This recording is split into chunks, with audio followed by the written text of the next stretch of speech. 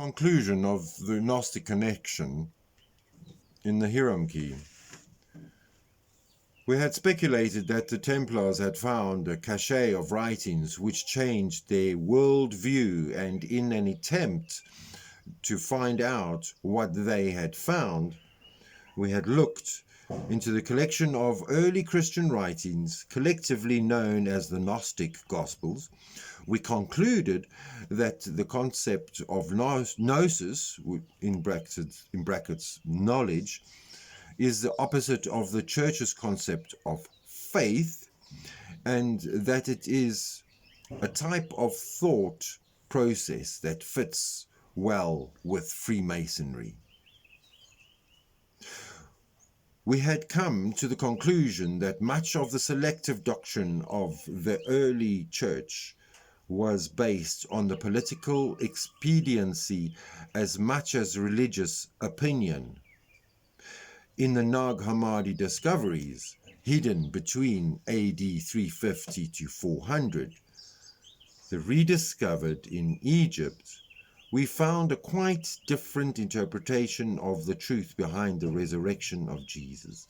Here was a Gnostic Christian tradition of a living resurrection which reminded us strongly of the Masonic third degree ceremony.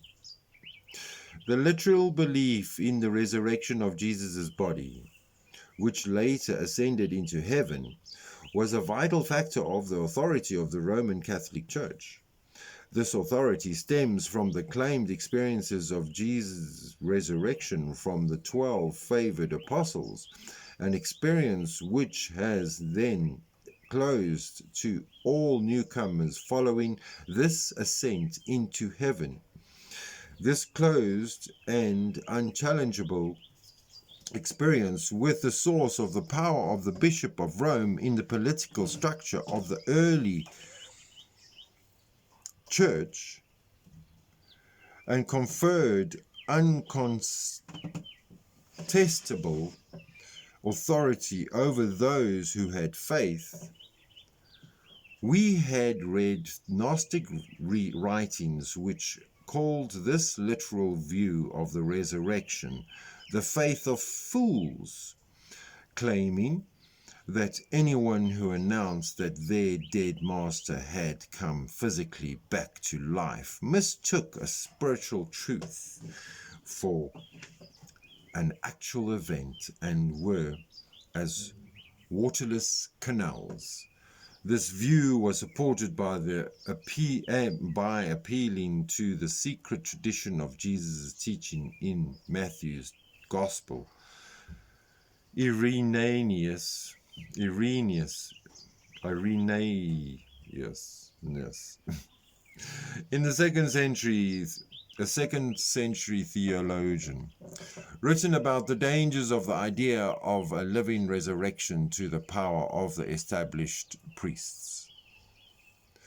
From our study of the Nag Hammadi texts, we had discovered that the interpretation of the resurrection had caused tremendous controversy in the early Christian church, and that a group of Christians labeled Gnostics had a secret tradition concerning living spiritual resurrections connected with Jesus. We concluded that the Gnostics had been denounced for political reasons as heretics.